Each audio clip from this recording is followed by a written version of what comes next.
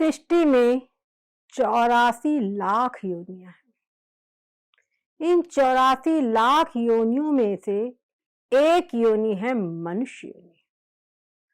और मनुष्य योनि हमने जो प्राप्त की है तो वास्तव में ये हमने बहुत बड़ा टफ कंपटीशन जीता है।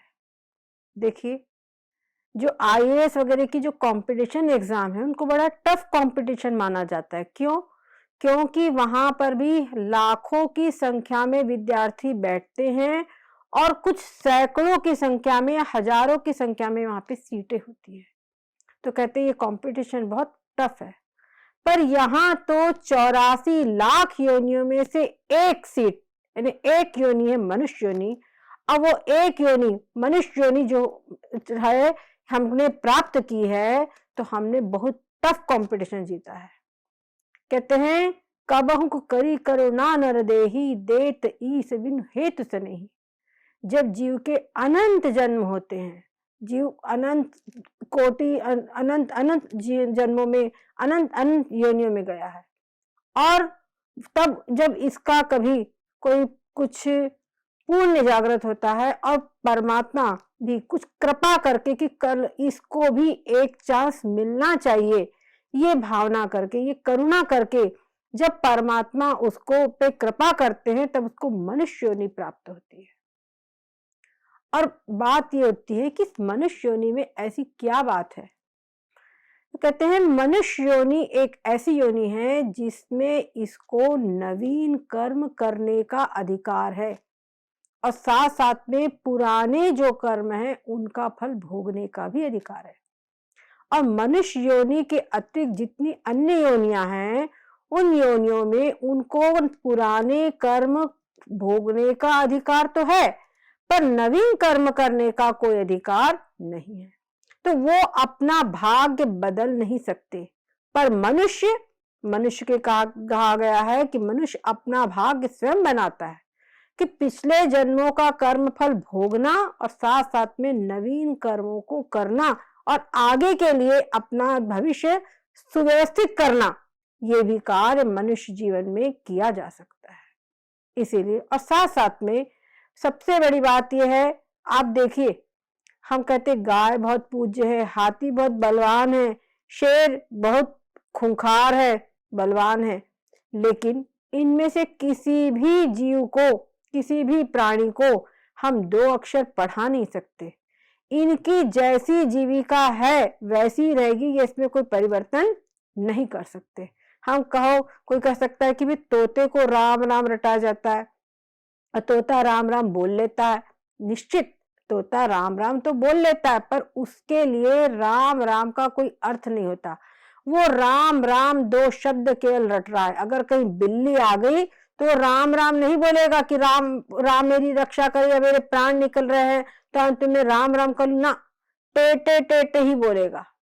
तो इसलिए कहता है तोता टेटे करता है पर बिल्ली आने पर राम राम करता है। उसको कुछ याद, उसके दिमाग में राम राम का मतलब भगवान से है ही नहीं। जैसे आप जो शब्द बोलो उन्हीं का वो अनुकरण करना, एक नकल करना, बोलने का केवल उसमें क्वालिटी मात्र है। तो कहने का अर्थ है किसी भी जीव में, अन्यान किसी भी योनि में इसको भगवत चिंतन करने का, नवीन कुछ करने का, पुरुषार्थ करने का अधिकार नहीं है। ब्रह्मा जी ने सृष्टि की रचना की, उस समय पर उन्होंने गंधर्व बनाए, जीव तमाम देव योनि बनाई और सरीसृप, वृक्ष, अनेकों योनि उन्होंने सब तैयार की। पर ब्रह्मा जी को मन में संतुष्टि नहीं हुई। फिर उन्होंने मनुष्य योनि तैयार की। जब मनुष्य की रचना उन्होंने की तो खुशी से नाच उठे, ओह आज मेरी सृष्टि रचना का कार्य पूरा हो गया। मैंने आज अपनी प्रतिकृति तैयार कर ली। आज मैंने वो कृति तैयार कर ली है जिसके अंदर में ब्रह्म साक्षात्कार करने की क्षमता है, ब्रह्म साक्षात्कार करने की योग्यता है। इसके अंदर में वो क्षमता है कि जन्म मृत्यु से चक्र से ये छूट सकता है। पुनरपि जननम पुनरपि मरणम पुनरपि जननी जठरे शयनम, इस चक्र से छूटने की क्षमता इस योनि में इसके पास में है। इसलिए मनुष्य योनि और साथ साथ में जो मनुष्य में तैयार किया है ये इसमें ब्रह्मा का जानो छोटा रूप, विष्णु का छोटा रूप और शंकर का छोटा रूप है। ये त्रिदेवों का छोटा रूप है। जैसे कंप्यूटर का बच्चा मोबाइल है, उसी प्रकार से समझ लीजिए कि मनुष्य के अंदर में ब्रह्मा, विष्णु और रुद्र की सारी क्षमताएं छोटे रूप में रखी हुई है। इसके अंदर में ब्रह्मा की तरह सृजन करने की क्षमता, आप देखिए कितनी बिल्डिंग आदि इसने तैयार सब करके रखा, और कितने आविष्कार, कितना मनुष्य जीवन को इसने पूर्ण रूप में बदल के रख दिया है, और कितने इसके अंदर में संपूर्ण सृष्टि का अनेकों संस्थाओं का जो संचालन कर रहा है, ये क्या है, इसकी विष्णु की संचालन करने की इसमें क्षमता है। और साथ साथ में ऐसे ऐसे बम और ऐसे ऐसे विनाशकारी चीजें भी इसने बना रखी है, विनाश करने में भी ये कोई कमी नहीं रखता है। तो इसमें रुद्र की संहार क्षमता भी है। तो वास्तव में त्रिदेवों का छोटा रूप है मनुष्य। तो मनुष्य योनि प्राप्त करके भी अगर हमने इस जीवन में कुछ नहीं किया, अपने जीवन का लाभ नहीं उठाया, तो समझ लीजिए पाए न पाए दोनों बराबर है। फिर ये हमारे लिए बहुत ही घाटे का सौदा होगा, बहुत ही नुकसानदायक होगा।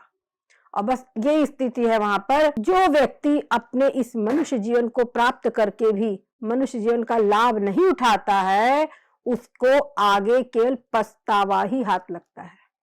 देखिए, राजा हो चाहे रंक हो, किसी देश का प्रधानमंत्री हो, किसी देश का राजा हो, लेकिन मृत्यु ये एक ऐसी घड़ी है जो सबको इसका मुख देखना है।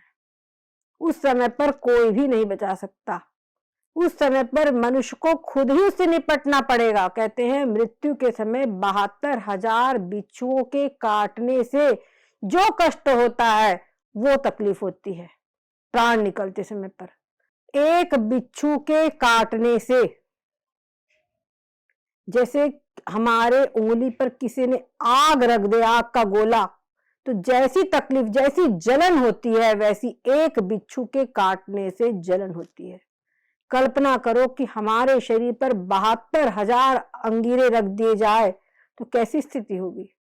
वैसी पीड़ा मृत्यु के समय पर होती है, और उस पीड़ा को हमारे चाहे जितने भी अनुकूल हो, हमारे पुत्र पौत्र, हमारे सजन संबंधी, जो हमारे जितने अनुकूल होवे, कोई भी उस पीड़ा को बांट नहीं सकता। उस पीड़ा से कोई हमको बचा नहीं सकता।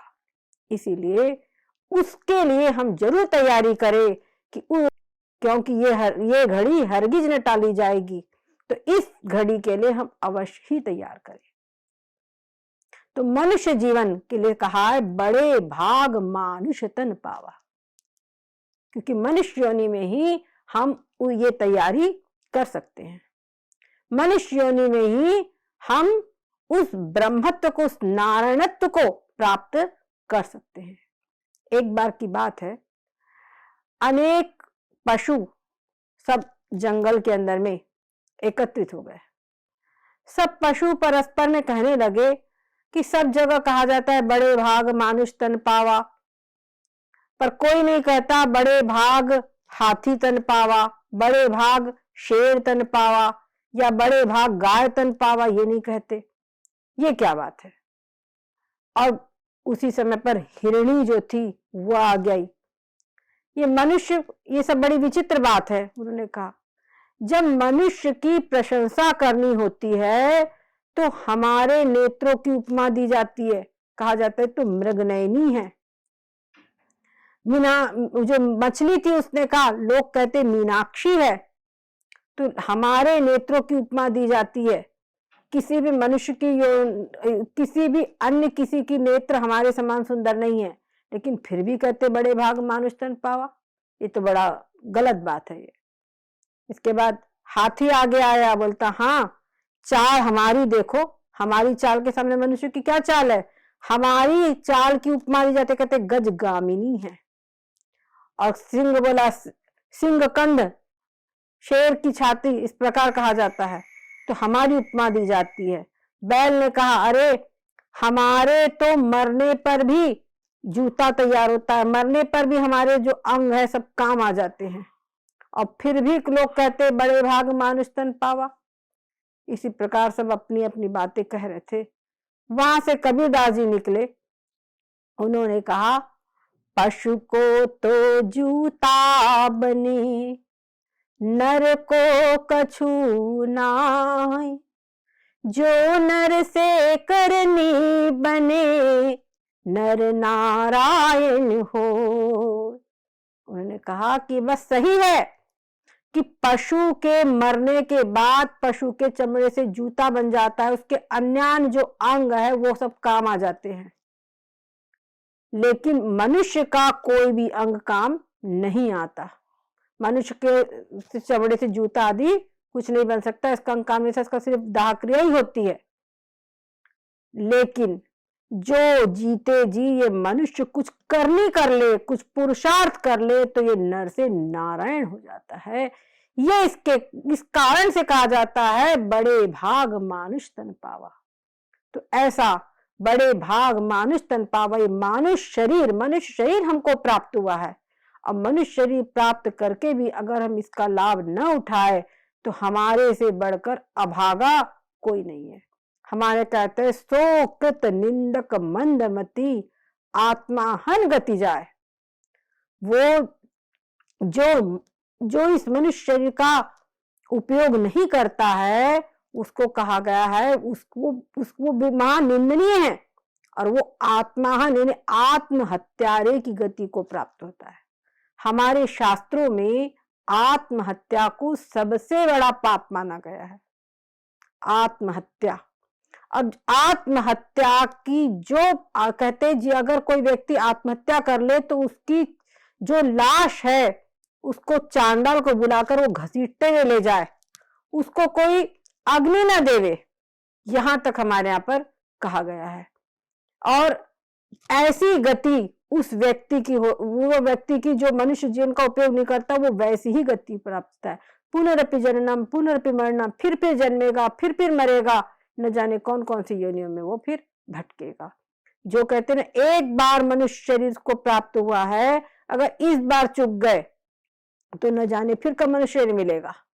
और इस जीवन में अगर कुछ कर लिया तो आगे के जीवन में इसके आगे का, जहां तक मान लीजिए 100 सीढ़ी है तो 100 सीढ़ी अगर हम 5 चढ़ गए हैं तो मनुष्य जीवन में हम 5 सीढ़ी चढ़ गए हैं, तो अगला जो हमको जीवन मिलेगा वो मनुष्य शरीर मिलेगा, उसमें हम 6ठी सीढ़ी पर चढ़ सकेंगे, 5 सीढ़ी हमारी चढ़ी हुई मिलेगी, ये बात निश्चित है।